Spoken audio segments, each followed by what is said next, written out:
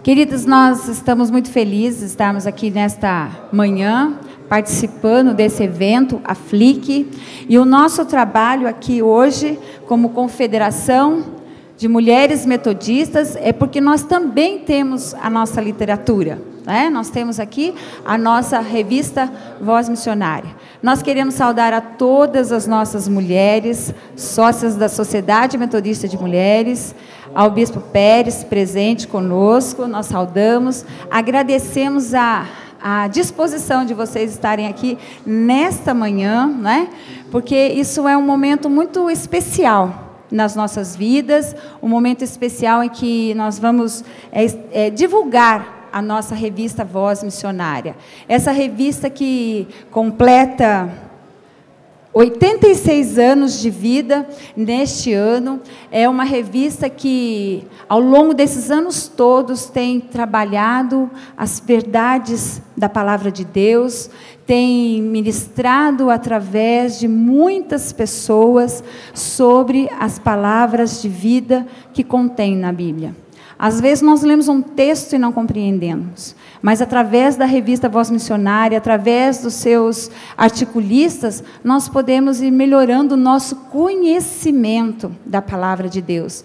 Então, a nossa alegria de termos como confederação essa revista, que durante 86 anos tem trazido palavras de vida a todas as pessoas que abrem as suas páginas.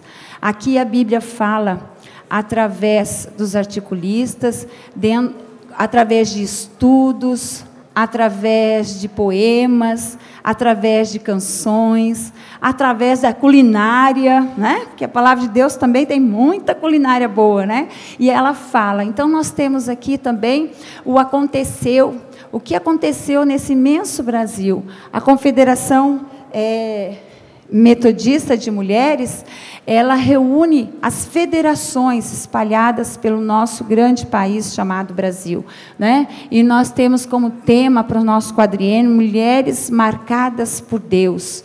E estamos trabalhando aí discípulas de fé, testemunho e serviço. E a revista Voz Missionária é a nossa maior parceira. É aquela que caminha conosco, que nos une, que nos liga, que faz com que a gente possa se conectar de forma conexional, como é a nossa igreja metodista, né? E a revista Voz Missionária é que promove essa conexionalidade com as mulheres metodistas. E nós estamos ali à disposição, para você que ainda não é assinante, participar conosco, conhecer nossa revista, ela é bienal. Então, se você quiser, nós temos ali no meio revistas que têm a disposição e a disponibilidade de você fazer a sua assinatura. Nós estamos felizes que nessa manhã nós teremos conosco aqui a nossa Bispa Marisa, por favor, Bispa.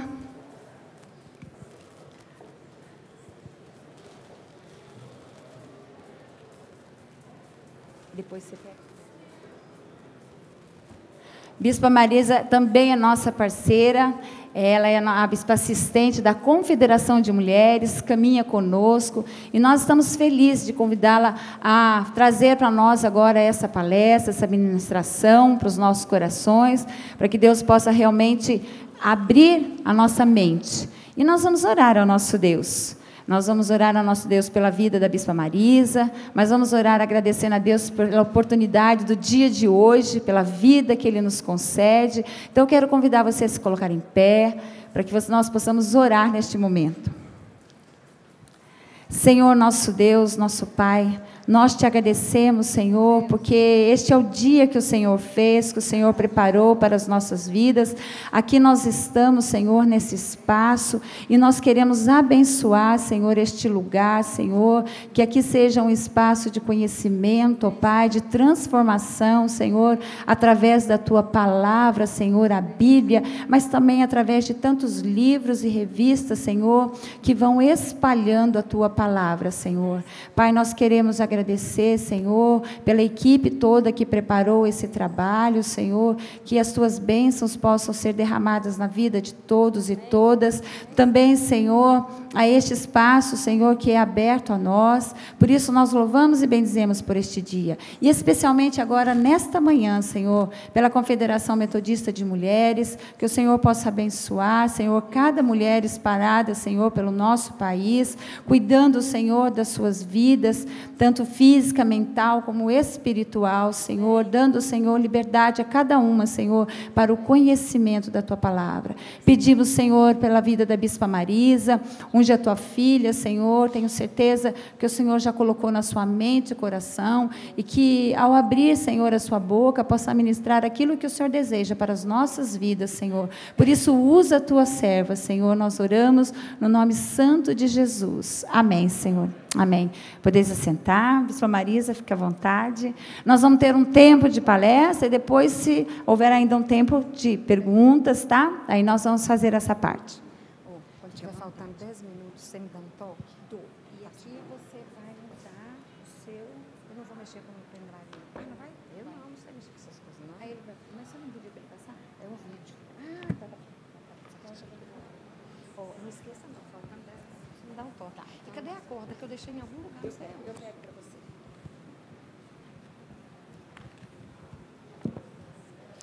Eu quero cumprimentar cada irmã, cada irmão, nessa manhã, pastores e pastoras, os bispos que estão presentes, né? O bispo Pérez. Chegamos ontem de uma reunião nossa em Porto Alegre, quer dizer, não em Porto Alegre, mas na cidade próxima a Porto Alegre. E ele está aqui, é um prazer, bispo. Muito obrigada, né, pelo carinho. O bispo Adriel, que também está conosco, está por aí, né, que ele não para, já se conhece o bispo Adriel, né? Quando ele para, ele deve estar... Nem doente ele para. Cumprimentar cada pastora, pastor, irmãs e irmãos que estão aqui. É uma alegria poder estar aqui e falando de um tema assim, tão interessante para nós. O tema que eu estou trabalhando é bem voltado para mulher e literatura. Mas isso inclui também os homens, sem sombra de dúvida, vocês vão perceber que não tem como excluir. Criança, adulto, juvenil, adolescente, mas em especial a mulher, porque às vezes nós não damos importância, nós mulheres mesmas, ao fato da gente se envolver com a literatura, da gente se informar, da gente ler, da gente estar consciente do que está acontecendo. E, por vezes, nós ficamos por fora das situações que são essenciais na vida da igreja e do país em que nós estamos vivendo. Então, o estímulo é que a gente possa ler e que a gente possa, com isso, ter a convicção de que a leitura abre espaços. Eu vou começar, eu quero fazer com vocês, vou precisar da ajuda de vocês. Eu estou com uma corda aqui na mão, uma baita corda, né? E eu vou... Me embaralhei aqui na corda.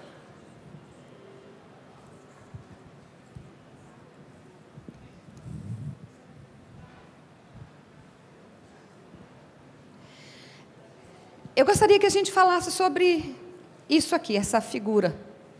Vocês falassem, né? O que você vê aqui? Que figura é essa? E que representatividade pode ter essa figura para você? Pode dizer. É um nó. É um nó.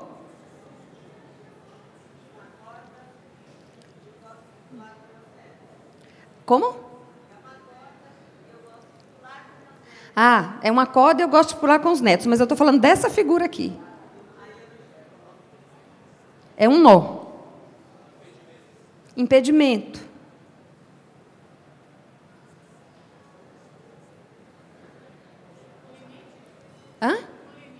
Limite. É um limite também. Quem mais falou, pode dizer, diga alto. Diga alto. Entrelaçado. Nó entrelaça. Não é? Um desafio a quê? Desatar. Para desatar o nó, né? Mais alguém? Um nó é algo que pode dar segurança. Por quê?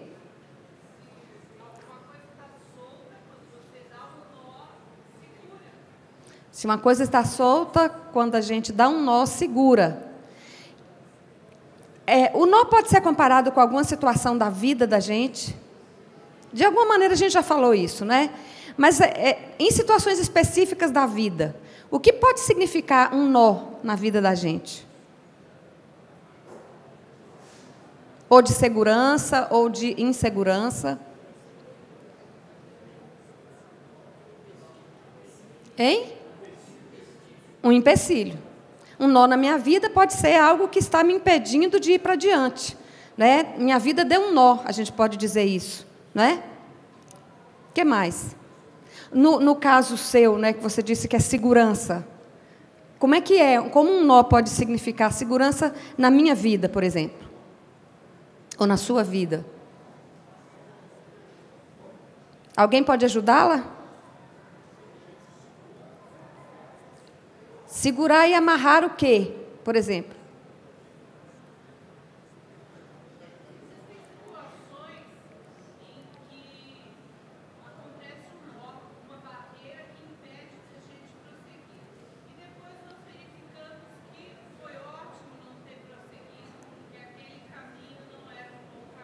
Não era o melhor. Veja bem, por incrível que pareça, os valores brasileiros são, às vezes, mais reconhecidos fora do Brasil do que no Brasil. Nós temos escolas fora do Brasil que trabalham a alfabetização desse jeito, com o método Paulo Freire. Esse era o método Paulo Freire, de educação. Esse é. Ele tomava situações reais, por exemplo, um nó, e levava para a comunidade discutir um nó. Então, o pessoal colocava, eu tenho um filho que está distante, e a distância desse filho é um nó na minha vida. Então, a pessoa aprendia a ler e escrever a partir da vida. Não a partir do ABC, não a partir do Dadedi, Dodu, mas a partir da realidade. Então, a pessoa pensava, filho. Então, vamos aprender a escrever filho. Filho para aquela mulher era muito importante. Então, ele escrevia a palavra filho. E com aquela escrita, a mãe gravava a palavra filho. E ela aprendia filho. A partir daí, ele estimulava que se escrevesse mais alguma coisa com aquelas letras. Então, o método de educação do Paulo Freire é um método de você aprender a ler e escrever a vida. Não apenas para a academia, mas para a vida. O que é fundamental. Eu trouxe isso aqui como um exemplo porque a leitura na vida da gente deve ser também um aprendizado, não apenas acadêmico, ou seja, para eu adquirir um saber, mas algo que me capacite, algo que me dê ferramenta para viver melhor, para entender a minha vida, para entender o que me cerca, para eu poder, por exemplo, eu tenho muita curiosidade com física, eu não era boa aluna de física, não porque eu não quisesse, mas porque minha mente não conseguia alcançar aquelas ideias de física. Eu sou limitada para a física. Mas eu sou encantada com aquilo que me desafia para entender a física. Por que um carro freia? Por que o motor funciona? Não é? A química, a mesma coisa. Por que a gente come uma batata doce e produz energia para levantar o braço, para mover a perna? Então, são coisas que me estimulam. E coisas da minha vida, que dizem respeito a mim. Então, eu sempre gostei de química e física, embora tivesse dificuldade, com a química menos, porque falavam de mim. E eu queria me entender. E até hoje eu tenho essa curiosidade. Por quê? Acho que não é à toa que eu fiz teologia, porque eu quero entender a minha vida, não é? Os pensamentos, os sentimentos, e fiz medicina. Porque medicina também me ajuda a me entender. Por que isso? Por que aquilo? Por que funciona assim? Por que funciona do outro jeito? Então, são ideias e são pensamentos e são palavras que expressam aquilo que a gente gostaria de saber e de aprender, né? Daí, essa ideia aqui, a nossa vida, ela tem sentido, a literatura tem muito sentido quando ela vem para trazer luz para a nossa vida. Seja para a compreensão de que um nó pode significar um embaraço, como um nó pode significar um alinhamento. Se eu tenho muita situação perdida e eu junto tudo e dou um nó, eu consigo juntar força. Vai depender muito da situação de vida que eu estou vivendo. Vai depender muito daquilo que eu estou passando nesse momento. Então, a literatura, a gramática, a matemática, a física, a química, a teologia, precisam existir e existem para que o ser humano encontre com mais clareza o seu caminho de vida, encontre com mais substância sua razão de vida. Né? Daí a necessidade que a gente tem de se abrir para a literatura, também para a literatura, não só para a literatura, mas hoje especificamente da literatura. E eu quero trabalhar agora um vídeo que algumas pessoas aqui talvez já conheçam, mas é um vídeo também de muito estímulo para nós, quando vai nos chamar a essa revisão de vida, assim. Como é que nós estamos e onde nós queremos chegar, e por que é que nós estamos e por que é que nós deveríamos chegar. Né? Pode rodar aí? Não é DJ não, né? Mas roda o vídeo aí, meu filho. Eu espero que vocês consigam ouvir bem. Esse vídeo foi produzido por um pernambucano, foi premiado como um dos melhores vídeos há mais ou menos 6 anos atrás, de desenho, né? De vídeo de desenho animado.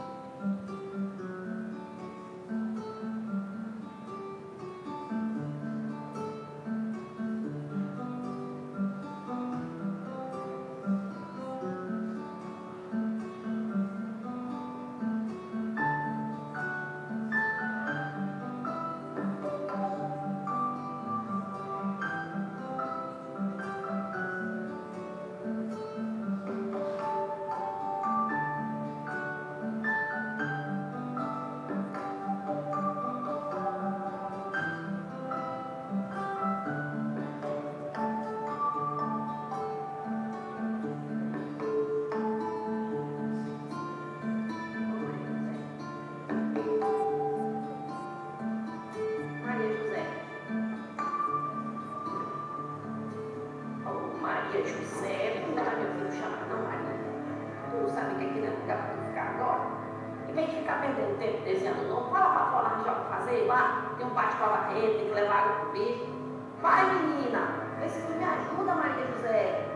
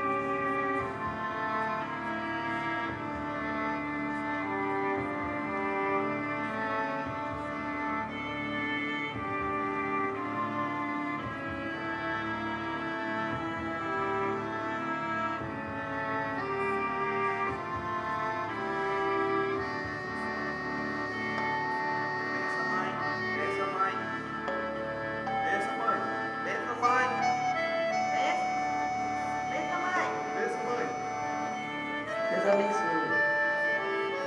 Deus abençoe.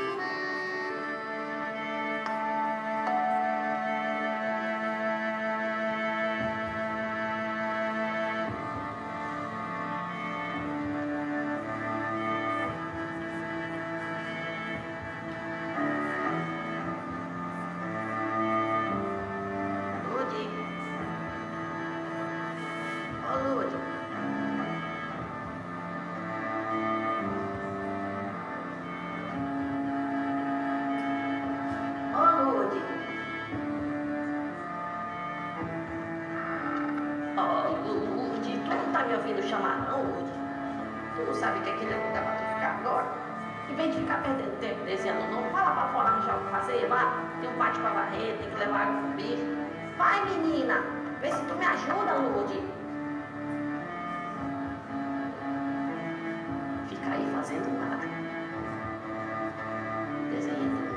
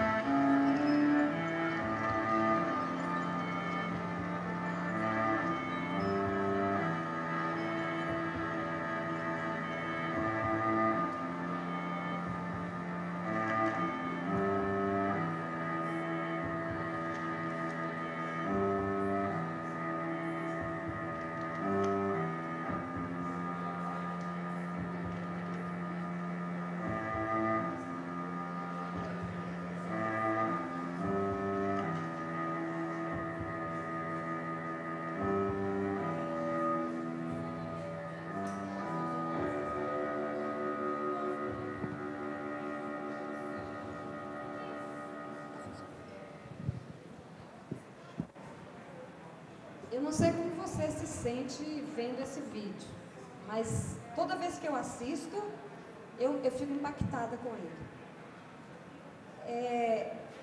A sensibilidade de quem produziu esse vídeo, de perceber que aquilo que é comum, se nunca for revisto, passa a ser uma verdade, só porque se repete ano após ano.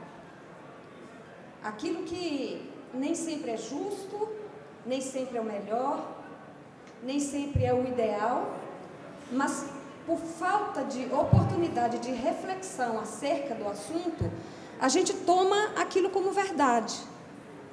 E eu não sei se vocês observaram que aquele livro, no final, vai passando o nome de várias Marias que viveram aquela mesma situação. Maria da Conceição, Maria das Dores, com a letra linda Maria das Dores, né? A da Conceição, a letra já era bem ruim. Aí Maria de Lourdes, Maria José, a última era de Lourdes, né? A anterior, Maria José. E essa situação de toda a estrutura familiar, que não é só familiar, é uma estrutura social, é uma estrutura cultural. Quando eu vejo a casa ali, uma vez por mês eu faço uma peregrinação pelo sertão nordestino. Eu passo uma semana no sertão. Não só eu, mas várias pessoas. E as casas são aquilo ali. Então a gente se hospeda em casas como aquela que a gente viu. São casas simples, tem o básico, o extremamente necessário, muita rede, muito descanso para a rede, poucas camas. Nem todas, às vezes as famílias são grandes, mas você não encontra cama para todos os familiares. As pessoas dormem em redes. E, aliás, é uma excelente dormida. E nós que peregrinamos também dormimos em rede. Então, nas varandas, dentro da casa, todo lugar tem descanso para a rede. Então, toda pessoa que chega é bem-vinda. Na simplicidade da casa, o acolhimento é imensamente desproporcional à simplicidade da casa. É um acolhimento excepcional, muito melhor do que muitos acolhimentos que a gente tem em cidades, em área urbana. Por quê? Porque o que se tem ali é para ser usado e não para ser mostrado. Não se compra móveis para que se embeleze a casa, se compra móveis para serem usados dentro de casa. Então os móveis são os mínimos possíveis, mas a receptividade não tem tamanho, é muito grande, né? E é um banheiro só para todo mundo tomar banho, 35, 40 pessoas tomando banho num banheiro só, nós, né, que chegamos até lá. E tudo aberto para nós, os quartos, a casa, a família se abre.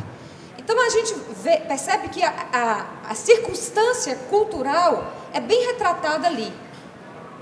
E embora a maioria das pessoas pense que Nordeste é só sertão, aquilo é a realidade de uma área do sertão. Realidade urbana do litoral é como a de São Paulo, não deixa nada a desejar, absolutamente nada. Não, você vê a mesma situação, pobreza nas periferias e riqueza abusiva nos aglomerados em que as classes altas estão vivendo, classe média também. Chama atenção, porque se nós estamos falando aqui de literatura, nós estamos falando de condição que nós temos de, com palavras, traduzir o que a alma sente. A palavra é um veículo para traduzir a alma. Não é à toa que quando a gente se apaixona, tem a tendência de dizer, eu te amo. Nem sempre esse eu te amo perdura por muito tempo.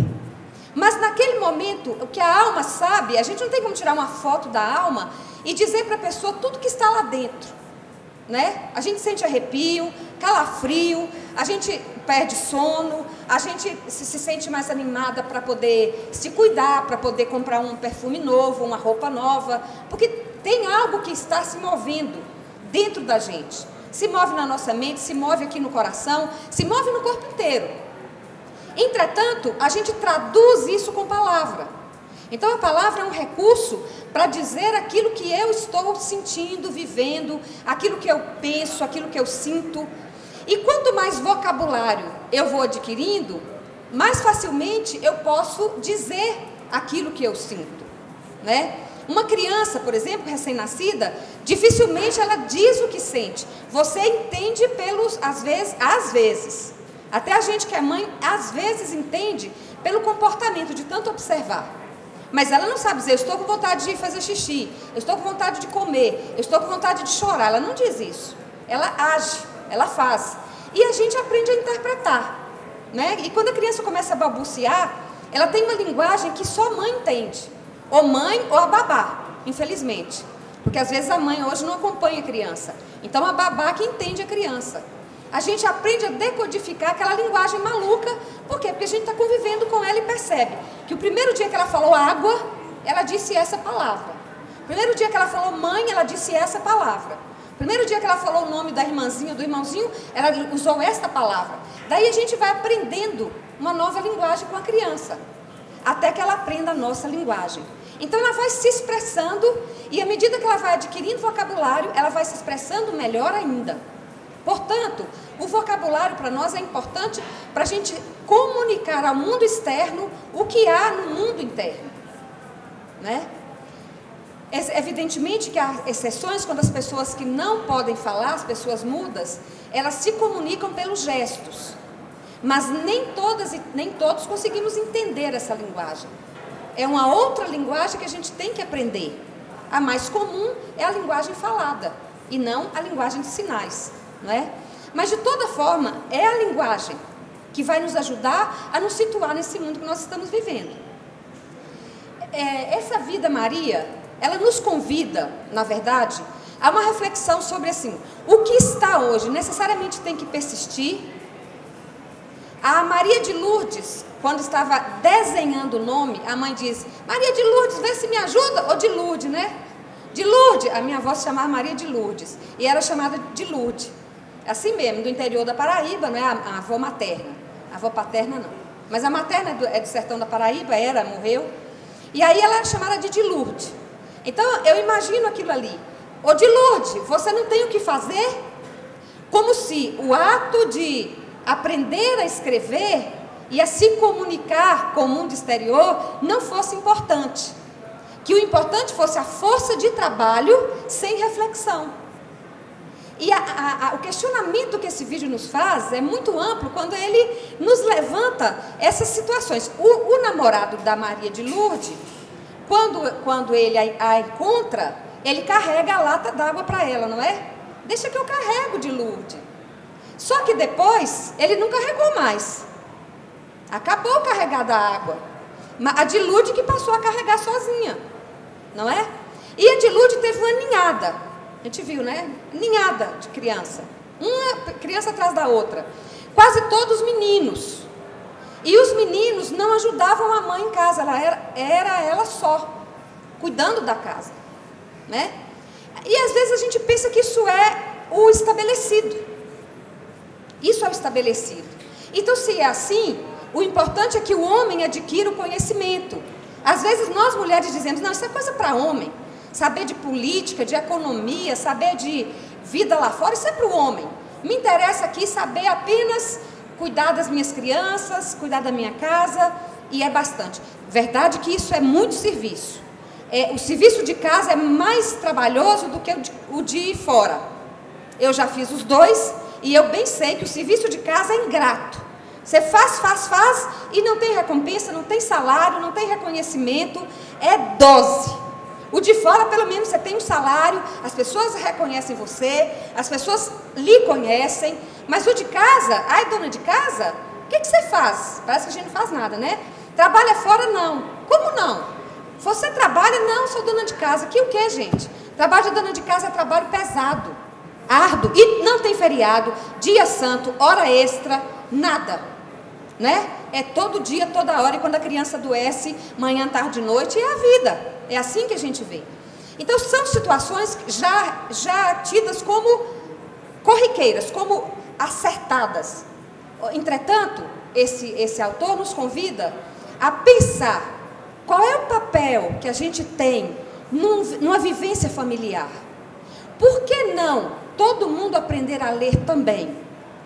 Por que não uma mulher valorizar a outra mulher e estimular a mulher a crescer? Por que a própria mulher inibir a mulher de crescer? O que há que às vezes a gente tem essa demanda de inibir a outra pessoa? Ainda mais se for mulher.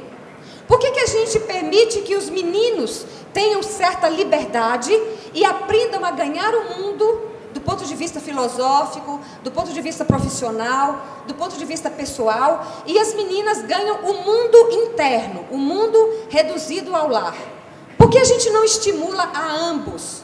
E por que ambos não participam de todas as tarefas familiares que são dignas, que são importantes e que são necessárias? Né? Então, são situações que a literatura nos ajuda muito a abrir os olhos.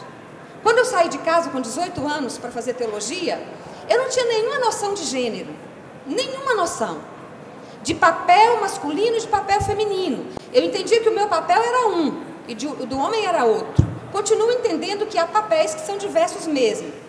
Só que o meu não era tão importante. Eu não sabia que o meu era tão importante quanto.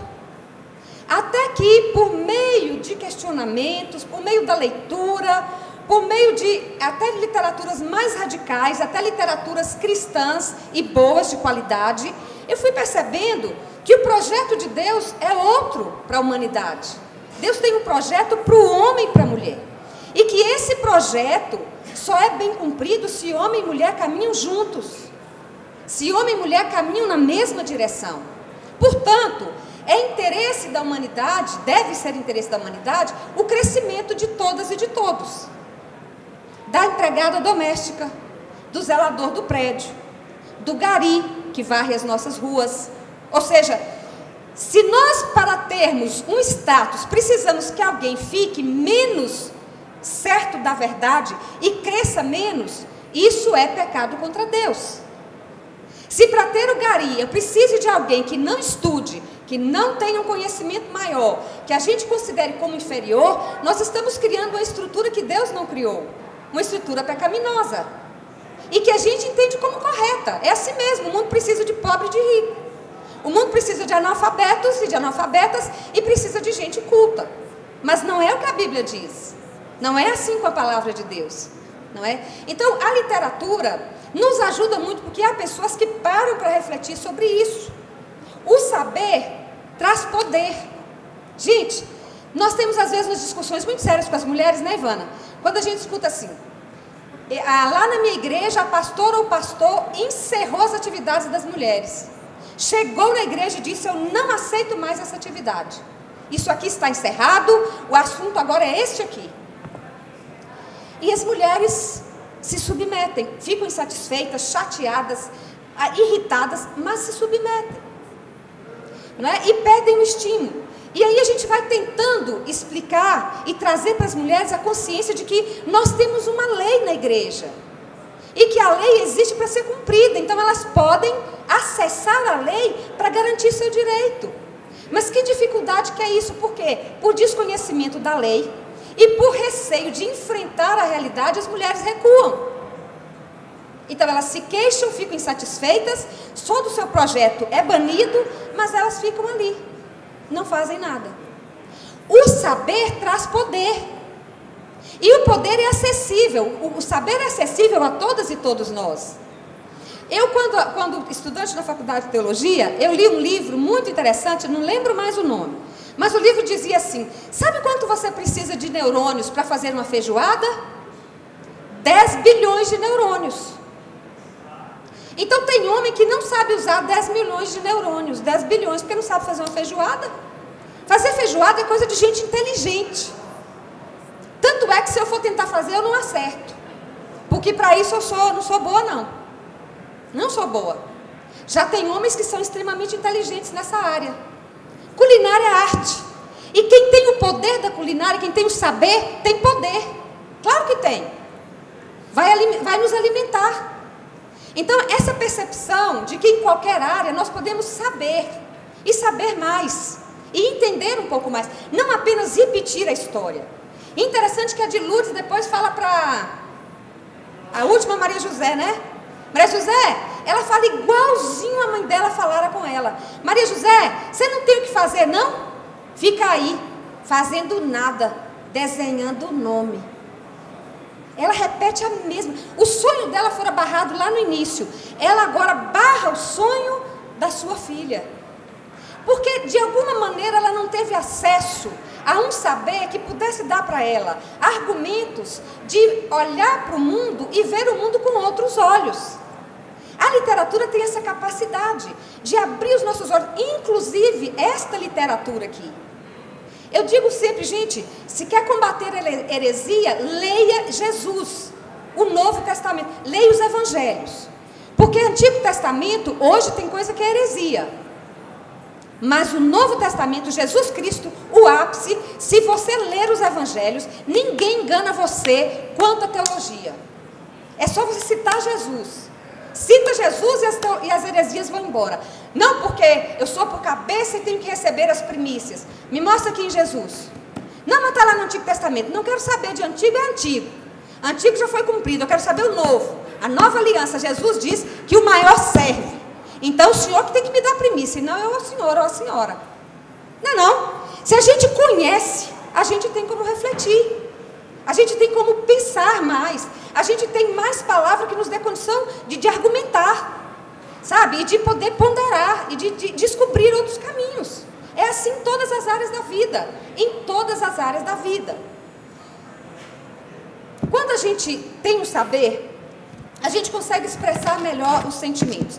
Às vezes, quando a gente não tem uma expressão que a gente diz assim, quem não tem argumento, grita.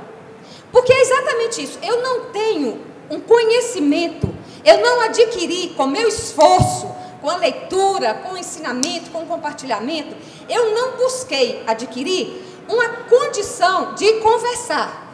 De você dizer isso e dizer, peraí, não é bem assim, porque tem esse outro lado aqui.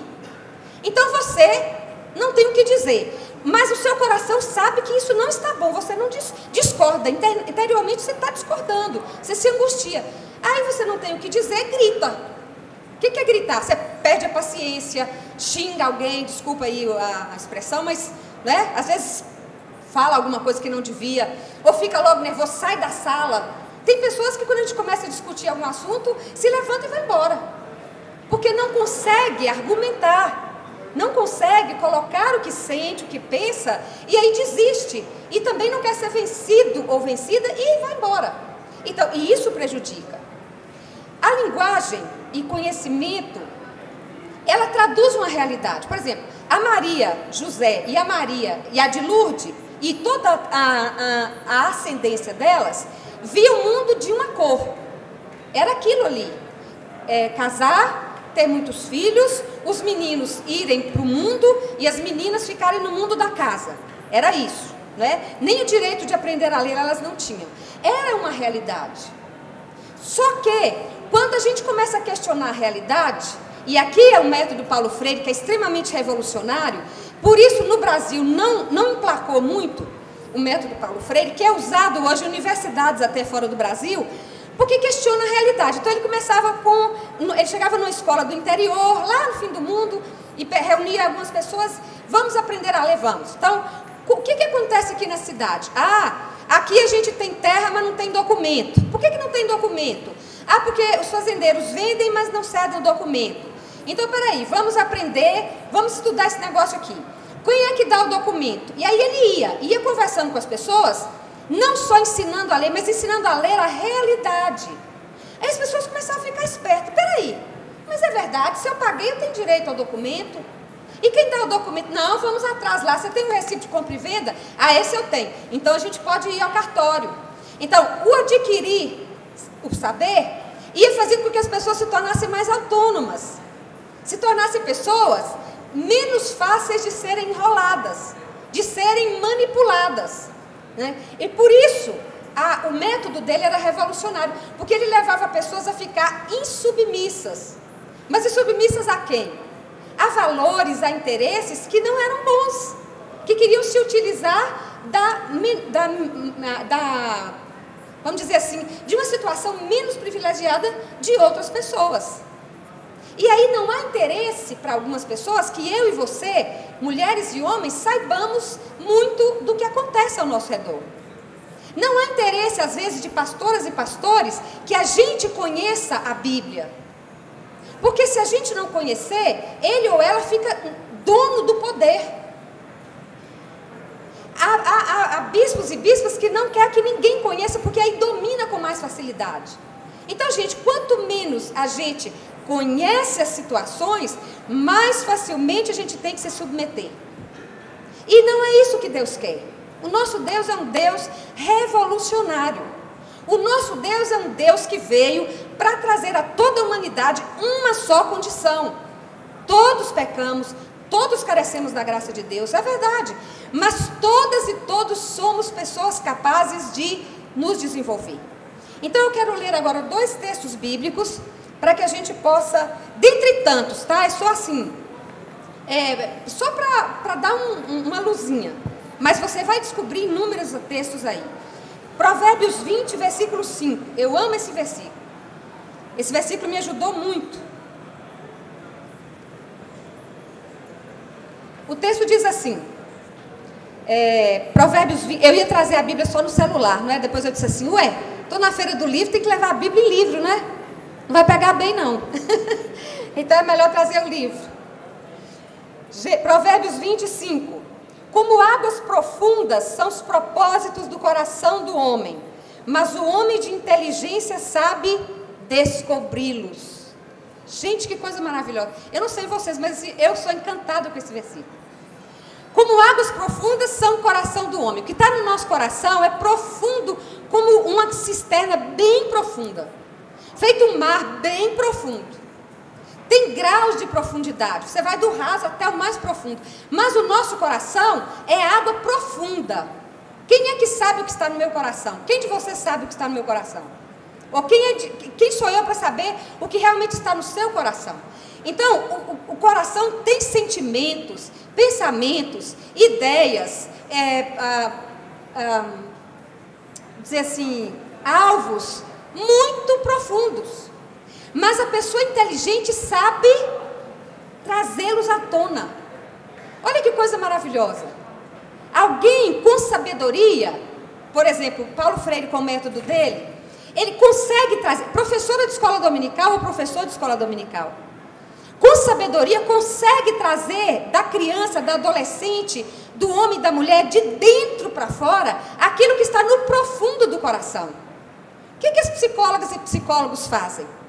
Estudam a alma humana, estudam com profundidade a mente humana, como ela funciona, como os neurônios se articulam, e aprendem com sabedoria a nos ajudar a tirar aquilo que está dentro, que às vezes a gente não tem palavra para dizer, mas a gente tem sentimento para vivenciar aquilo. Então, a Bíblia fala muito disso, você precisa, e se você ler Provérbios todo, a sabedoria é quase que uma pessoa física. A Bíblia diz, busque a sabedoria. Tiago fala, né, procure a sabedoria. O que é que está claro em Salomão? Salomão pediu a Deus sabedoria. A Bíblia diz em Lucas, capítulo 2, versículo 51, que Jesus crescia em sabedoria, estatura e graça, diante de Deus e das pessoas. É impressionante, Jesus crescia em graça, ou seja, o Espírito do Pai estava sempre presente na vida de Jesus, e ele manifestava isso no amor, no respeito pelas pessoas, pela longanimidade que ele tinha, pela fé que ele tinha, por ele ser o próprio Deus. Então Jesus era gracioso, perdoador, não era discriminador. Jesus era a própria graça de Deus presente. Por outro lado, Jesus crescia em tamanho, ele cresceu. Embora judeu não seja tão alto, mas Jesus cresceu, mais do que eu, tudo indica, não é? Cresceu. O meu avô paterno tinha 1,5 m, João Wesley tinha 1,5 m, cresceu, nem tanto, mas cresceu, não é? O que não tinha de tamanho teve de sabedoria, né? E a gente cresce também em sabedoria. Sabedoria é esse conhecimento adquirido com a experiência, adquirido com a leitura, adquirido com a convivência, adquirido com compartilhar de ideias, com compartilhar de posicionamentos, né? Como é que nós aprendemos a Bíblia? Lendo. Como é que a gente aprende de Deus? A própria Bíblia fala que se não houver quem pregue, como as pessoas ouvirão? E se não ouvirem, como é que acreditarão? Então, a sabedoria vem muitas vezes pelo ouvir, pelo ler, pelo estudar. A gente adquire sabedoria. Às vezes a gente fala assim, nossa, fulana é engenheira. Puxa vida, todas e todos poderíamos ser engenheiro ou engenheira. Se a nós fosse dada a oportunidade de ter o estudo condizente com aquilo que a gente vai ter que dar conta no vestibular. Não é por falta de inteligência que a gente não faz um curso superior. É por falta de oportunidade. De oportunidade de sabedoria, de uma boa educação no país e, às vezes, de condição cultural ou social do lugar onde a gente mora. Hoje, com a EAD, quando eu vou lá pelo sertão, tem gente que mora lá no fim do mundo. Eu conheci uma poetisa. Ela está viva e eu tenho falado com o professor Paulo Garcia para trazê-la à faculdade de teologia. Gente, essa mulher, Dona Francine, ela tem hoje 68 anos. Dona Francine se formou aos 60 anos de idade. Fez pedagogia. Por EAD.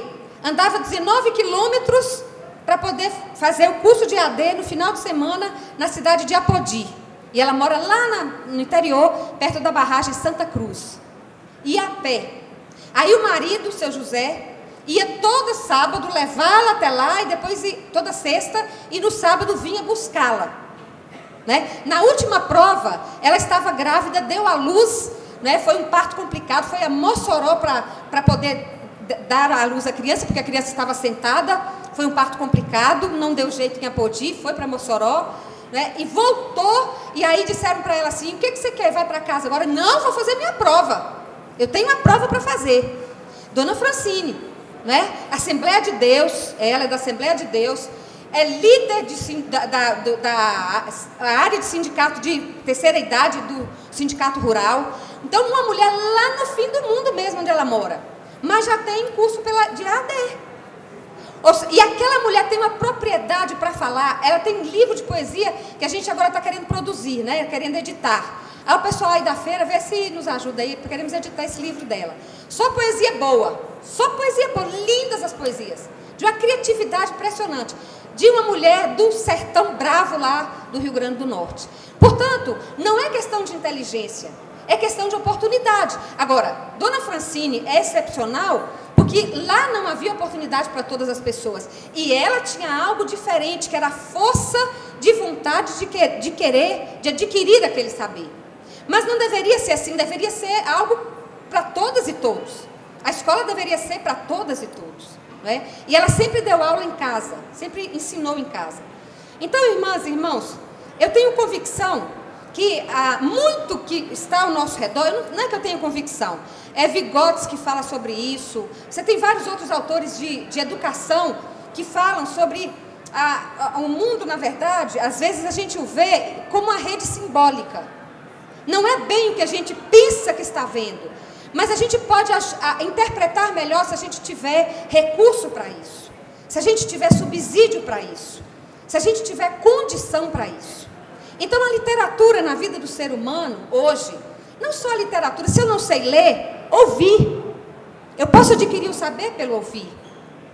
Hoje também há uma produção de CDs, não é nem CD, é um gravadorzinho assim que eu já utilizei no sertão, com o Novo Testamento todinho traduzido e lido para as pessoas que são analfabetas. E as pessoas pregam a partir do que ouvem. Claro, o conhecimento vem também pelo ouvir, como diz a Bíblia. Então, nós não temos nenhuma razão para desculpa assim, eu não tenho como aprender. Nós temos como aprender, nós temos como crescer, nós precisamos crescer.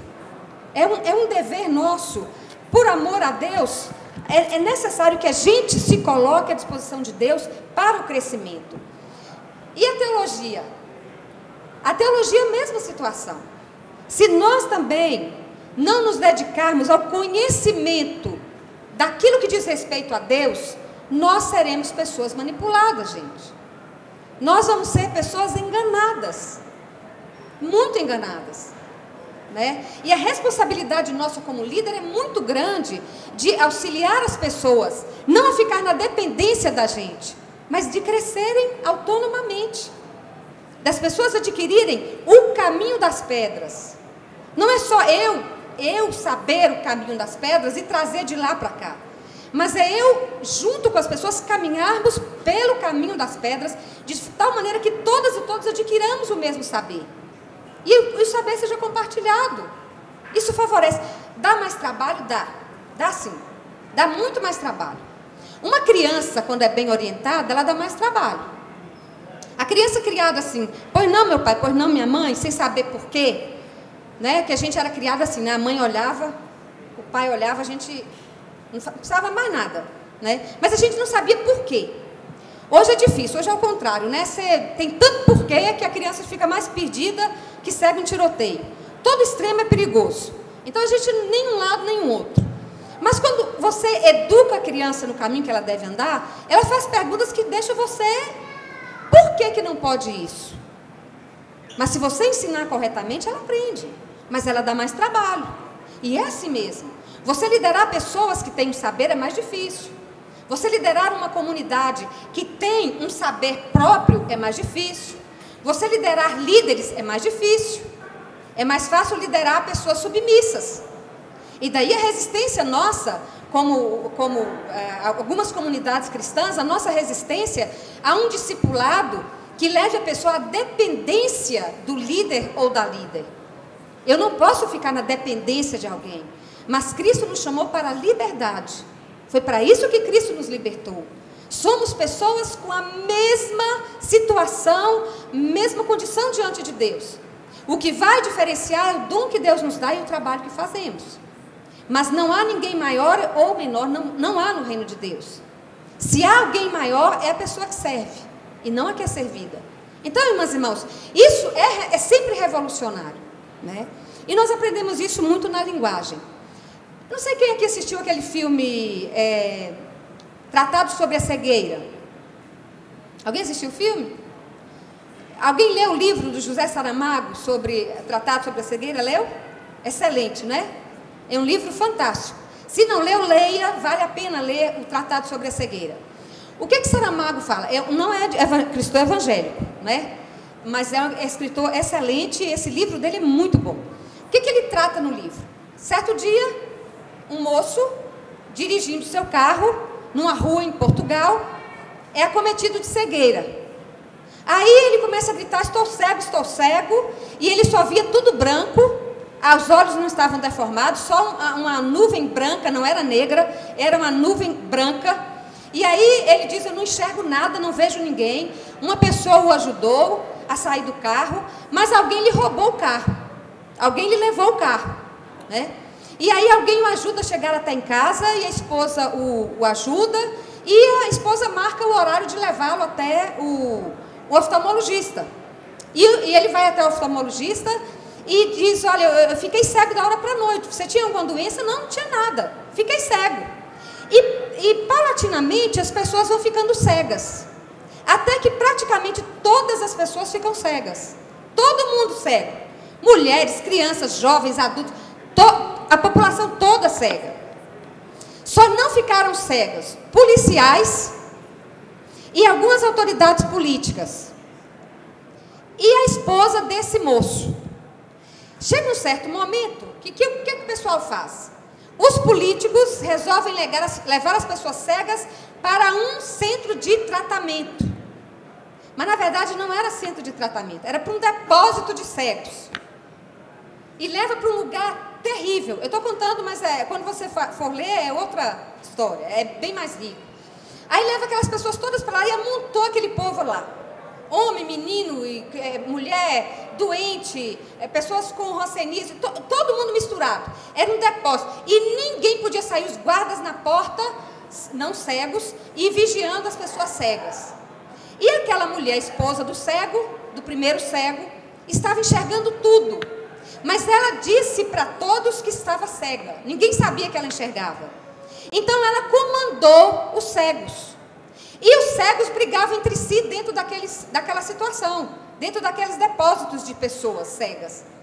E alguns homens criaram um grupo que violentava as mulheres. E aquela mulher começa um movimento, que ela começa um movimento até que conseguem assassinar o líder daqueles que eram os estupradores. E aí o movimento de estupro cessa. E aquela mulher, todo dia, tem um momento que ela vê o marido tendo um relacionamento sexual com uma das moças que era cega e que era prostituta. E ela conversa com ele e ele nega tudo. Mas ela tinha visto. Mas era como se não tivesse visto. E aí ela vai dizendo a dor que é enxergar quando as pessoas não enxergam. O peso que é eu enxergar quando mais ninguém enxerga. Porque ela ficava responsável por todas aquelas pessoas que não enxergavam. É muito interessante o livro, e é uma denúncia de José Saramago, de que a grande maioria da população, por não ter ciência do que acontece, é tida como cega. E aí, os políticos e o poder militar usam dessas pessoas para os seus benefícios pessoais. Qualquer semelhança com o Brasil é mera coincidência, evidentemente, não é? Então, e aí ela dizendo que quem enxerga sofre mais. Porque quem consegue olhar para a situação de crise e perceber as artimanhas, conseguir perceber os males que estão presentes, a origem desses males, essas pessoas carregam um peso maior. Então, irmãs e irmãos, nesse dia Jesus nos chama para que a gente se atenha à importância de abrir o mundo que há dentro de nós. Por meio da leitura, por meio do uso da palavra. O Saramago tem uma frasezinha que ele diz assim: os cegos não vão aos oftalmologistas. Ou seja, muita gente que não enxerga a verdade da igreja, que não enxerga a verdade da família, que não enxerga a verdade dos relacionamentos, não quer procurar ajuda. Não quer, prefere ficar na cegueira. E aí não há crescimento. Então, o desafio de uma feira do livro como essa é nos convidar a desejar crescer. Claro, gente, que nem toda literatura evangélica é boa. Até isso a gente tem que saber avaliar. Tem literatura evangélica que é perniciosa, mas tem literatura evangélica que é muito boa. Tem literatura não cristã que é ruim, mas tem literatura não cristã que é excelente. Então a gente aprende, tira o que é bom e despreza aquilo que não é bom. Mas para isso a gente precisa querer enxergar, querer crescer. É fácil crescer? Não é fácil, mas é uma tarefa que Deus nos deu. E a gente precisa dizer como Jesus, ser como Jesus, crescer em sabedoria, em estatura e em graça diante de Deus e das pessoas. Quando a gente não cresce mais em estatura, que é o caso nosso aqui, exceto uma criança que está ali, né, nós aqui não vamos crescer mais, só diminuir. Então a gente não cresce mais em estatura, mas ainda temos a salvação de crescer em sabedoria e em graça diante de Deus e das pessoas. Não há idade para isso, não há tempo para isso. Todo dia é dia e toda hora é hora. Que Deus nos ajude a olhar para a realidade e não apenas repeti-la, mas buscar nas Escrituras, na leitura das Escrituras, na leitura positiva que nos ajude, na leitura de livros técnicos e acadêmicos que nos ajudem a crescer em todas as coisas.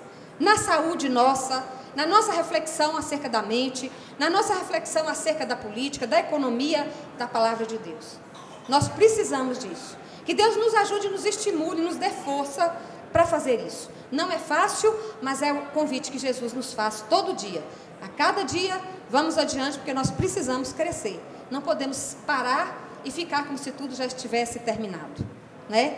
Que Deus nos abençoe e que a nossa vida não seja vida Maria, mas seja uma vida modificada pela graça de Deus, pelo poder de Jesus junto de nós, nos cercando, nos cobrindo e nos estimulando ao crescimento. Amém?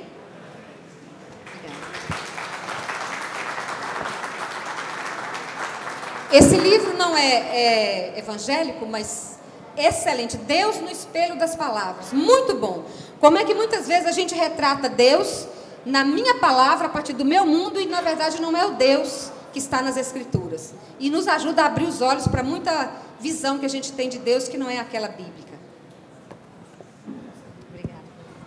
Amém. Nós agradecemos a Bispa Marisa por essa oportunidade. Nós agradecemos porque esse é um momento especial. Realmente Deus nos chama ao conhecimento. O profeta Oséias já dizia: o meu povo peca por falta de conhecimento. E que cabe a nós, que estamos reunidos reunidos e reunidas nesta manhã, né, para abrir a nossa mente para o conhecimento que o Senhor Deus nos dá e transmitir. Que muitas vezes também nós retemos e ficamos para nós, porque é tão bom só eu saber, não é? Mas é bom que o outro saiba, porque aí nós vamos poder fazer como esta flor. A hortênsia, ela é formada de pequeninas folhas, e ela se torna um todo, e esse todo traz a beleza para a nossa vida.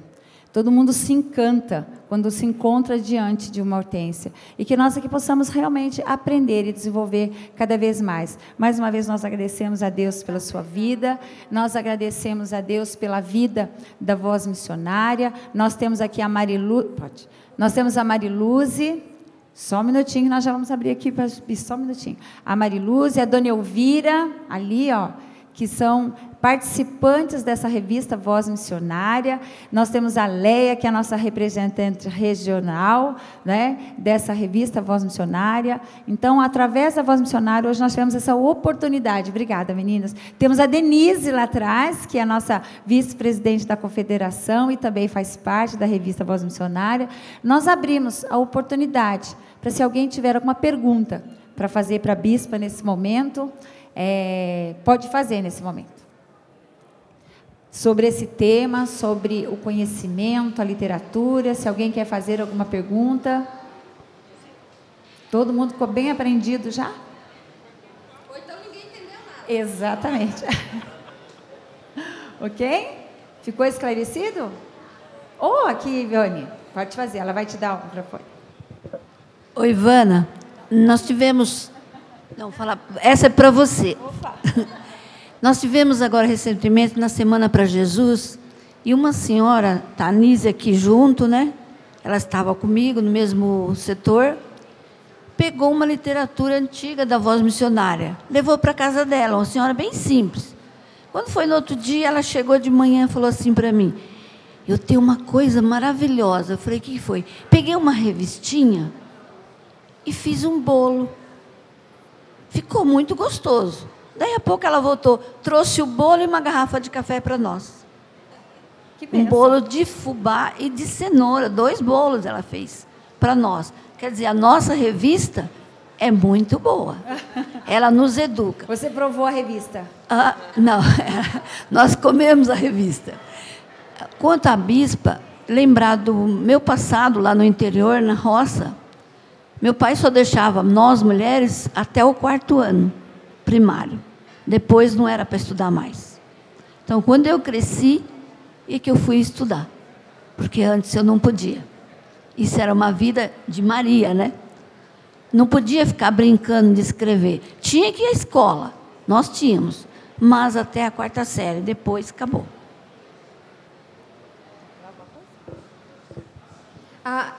O saber é poder, como a gente disse.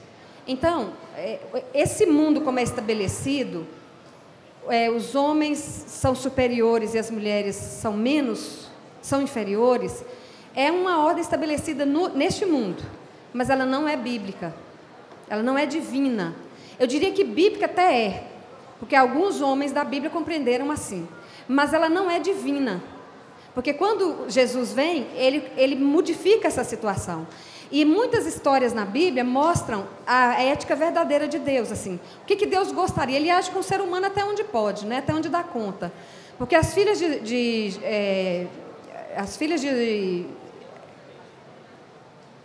Joquebed, tem o nome das 5, era proibido também elas herdarem os bens do pai, porque elas não eram casadas. Mas quando elas vão a Moisés e solicitam contra a lei, Moisés diz, eu vou orar sobre isso. Ele ora e Deus diz para Moisés, dê a elas a terra que pertence a elas. Embora lá depois Moisés exija que elas se casem com pessoas da própria família, né? Então, faz uma exigência. Mas assim, Deus vai trazendo o que é a verdade. O que Deus quer? Humanidade transformada. E humanidade para Deus é homem e mulher. O Adam de Deus, o Adão, a palavra Adam no Antigo Testamento, Adam significa, é o nome dado para homem e mulher.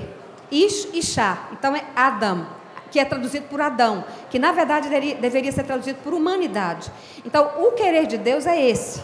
Agora, nós modificamos esse querer de Deus e prevalece quase sempre o querer humano, porque nós temos a capacidade de tornar pecado aquilo que Deus tornou santo. Ou seja, a gente troca, inverte os valores do reino, até hoje.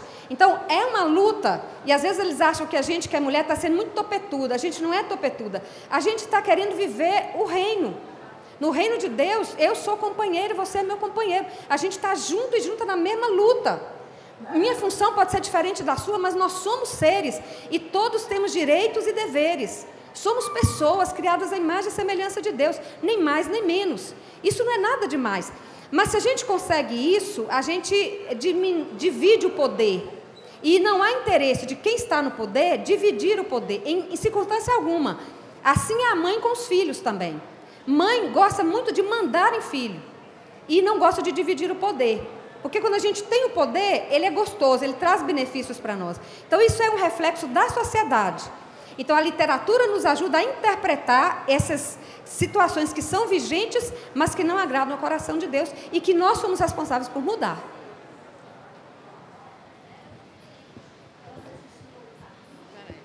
Aprender a ler, aprender a respeitar e a crescer também na palavra. Ela não deixou nós ser as ovelhinhas, as mulheres da roça, que não podia aprender. Nós tínhamos que aprender. E isso foi muito importante. Isso lá em 1950, né? Susana Wesley, né? Susana Wesley educou todos os filhos e filhas. Com 5 anos aprendiam a ler. Ela vinha em São Paulo e levava os hinos do jeito que nós cantamos hoje, ela levava para nós lá na roça. Ela aprendia aqui e levava para nos ensinar. Isso, para mim, foi muito importante. Que muitas mulheres têm medo do marido. Ela nunca teve medo de ninguém. Amém, né? Alguém mais quer fazer uma pergunta? Então, nós vamos encerrar esse momento aqui, agradecendo ao nosso Deus. Nós vamos convidar o Bispo Pérez, que é o bispo-presidente da nossa região, onde a nossa feira Flix está acontecendo, para orar neste momento, abençoar esse tempo. Nós queremos agradecer. A primeira oportunidade que a Igreja Metodista teve aqui nesse espaço, a pastora Joana fez a leitura de uma poesia de que havia uma pedra no caminho, né? Então, e aí nós ouvimos aqui essa palavra. Então, nós vamos remover a pedra da ignorância. Nós vamos procurar cada vez mais aprendermos a crescermos, porque nós somos capazes para isso. E vamos transmitir aquilo que nós aprendemos. Bispo, nós queremos convidá-lo para esse momento de oração. Nós vamos encerrar e depois, se alguém ainda não tomou o cafezinho, nós agradecemos ao Bispo Adriel a oportunidade, né, através da editora. Muito obrigado por esse espaço que temos aqui. Nós agradecemos porque estamos juntos nessa caminhada, não é, Bispo? Estamos juntos nessa caminhada de termos aí um espaço onde a nossa igreja pode, através da editora, fazer crescer cada vez mais o ensino na nossa igreja. Quero saudar a todos vocês com a graça e com a paz do Senhor Jesus e dizer que essa palestra ela foi muito revolucionária. Vamos nos colocar em pé, agradecendo a Bispa Marisa por nos instruir de maneira tão brilhante e a Ivana pela sabedoria de convidá-la.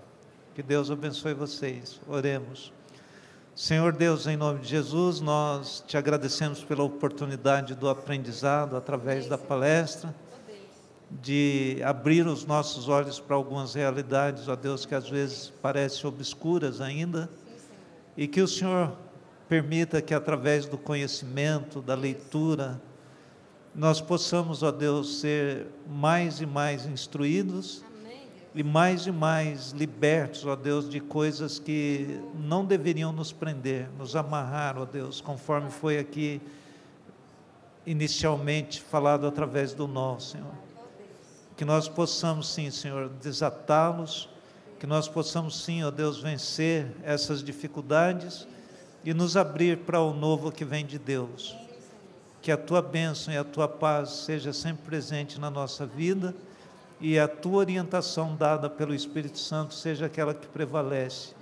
Em nome de Jesus, agradecemos pelo tempo de comunhão que aqui passamos, pelo tempo do aprendizado que foi dado a nós, ó Deus, e agradecemos pela vida da Ivana, pela vida da Bispa Marisa, e pela vida de cada irmã e de cada irmão, pastor, pastora aqui presente, bispos, em nome de Jesus, ó Deus, muito obrigado por tudo. Amém, Senhor. Amém. Amém. Obrigada, Bispo. Muito obrigada por você aceitar o nosso convite, participar conosco aqui nessa manhã.